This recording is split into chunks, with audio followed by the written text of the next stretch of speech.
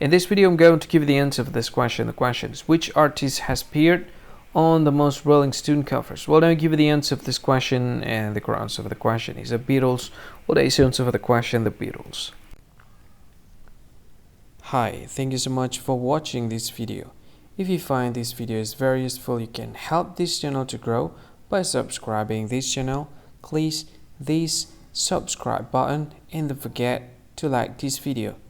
And if you find this video is not really good, or you don't really like this video, or you kind of feel that it's a little bit offensive or something like that, you can click this one, dislike button. You can do that anyway. And if you want to share this video with your friend, you can share it by clicking this share button, and you can share it to any social media that you wish that is currently available at this time, like Facebook, Twitter, LinkedIn, and many others, right? And if you want to add this video to your playlist, you can click this one. You can watch this video later, and you can find more options by clicking these three dots.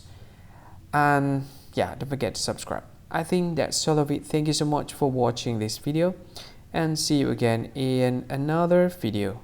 Bye bye. See you again.